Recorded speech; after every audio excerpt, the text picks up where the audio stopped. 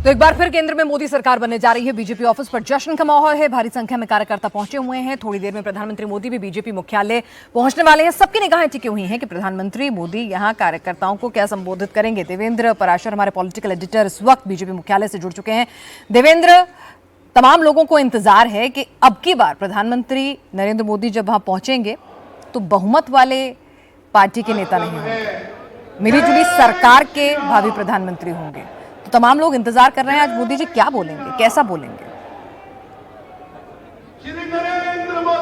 देखिए, अपने आप में ये बात बहुत खास हो जाती है कि जवाहरलाल नेहरू के बाद पहली बार अगर ऐसा हो रहा हो कि कोई व्यक्ति और किसी दल का जो नेता हो वो लगातार तीसरी बार प्रधानमंत्री पद की शपथ लेने जा रहा हो, तो अंदाजा लगाया जा सकता है कि ये कितना खास है। ये जरूर है कि पिछले बार नंबर से अगर तुलना करें, 2019 के नंबर से तुलना करें तो लगभग 50-60 सीटें कम हुई हैं, लेकिन उसके बावजूद तीसरी बार सरकार बनाने की स्थिति आना अपने आप खास है। और उस नैरेटिव को निश्चित तौर पे बीजेपी ज़्यादा से ज़्यादा काउंटर करना चाहेगी, जो ऐसे प्रोजेक्ट किया जा रहा है जैसे बीजेपी को कोई बहुत बड़ा झटका लगे। इसमें कोई पता नहीं कि बीजेपी ने अपने लिए जो एम्बिशियस टारगेट रखा था उस टारगेट से काफ़ी दूर है, लेकिन इसमें भी कोई दो राय नहीं कि जो चुनाव होता है वो सरकार बनाने के लिए होता है। वो 272 के ऊपर अगर आप आते हैं, जो कि प्री पोल अलायंस के साथ ऑलरेडी बीजेपी आ चुकी है, तो मसला वही रहता है कि चुनाव में क्या आप बहुमत ला रहे हैं कि नहीं अपने दम पे। और वो बहुमत अलायंस जो कि प्री पोल अलायंस था वो अपने दम पर लेकर आ गया है। और इस माहौल में अगर प्रधानमंत्री नरेंद्र मोदी आ रहे हैं तो समझा जा सकता है कि बीजेपी का जो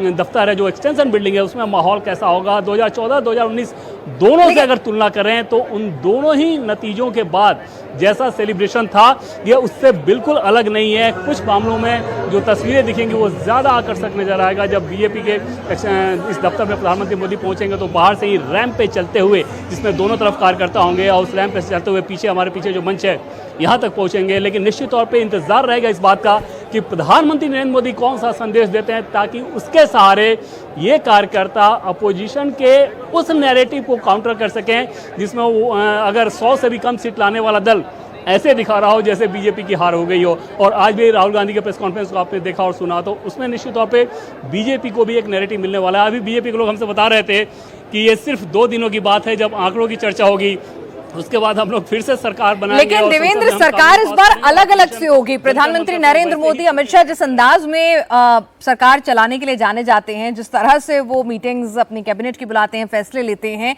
और अब जब आप सहयोगियों के साथ और उन पे डिपेंडेंट होकर सरकार चला रहे हैं, तो किस अंदाज में आप सरकार चलाएंगे ये भी देखना दिलचस्प होगा। तो निश्चित तौर पर अंदाज वही रहेगा जो 2014 से 19 का था या 2019 से 24 का था, और उस अंदाज में कोई परिवर्तन नहीं होने जा रहा है। उसके पीछे वजह यह है कि जब आप राष्ट्र के हित को ध्यान में रखते हुए फैसले लेते हैं तो सभी दल आपके साथ ऑन बोर्ड होते हैं। जैसे पहले की सरकारों में भी देखें तो बीजेपी ने अपने दल पर बहुमत हासिल किया था और उसमें एनडीए के घटक दल को साथ लेना बिल्कुल भी जरूरी नहीं था।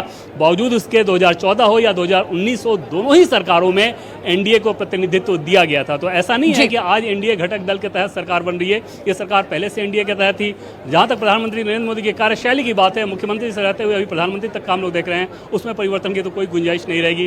राष्ट्रहित में जो फैसले लेने होंगे वो लेंगे ही लेंगे। मोदी जैसे बड़े नेता अपने ही अंदाज में सरकार चलाएंगे ये, और आज जो वो बोलेंगे अपने कार्यकर्ताओं को, जिस अंदाज में जो बॉडी लैंग्वेज होगा, उसको तमाम लोग इंटरप्रेट तो जरूर करेंगे। इंतजार है, लगातार हर अपडेट हम पहुंचाएंगे। देवेंद्र, आप हमारे साथ बने रहिए।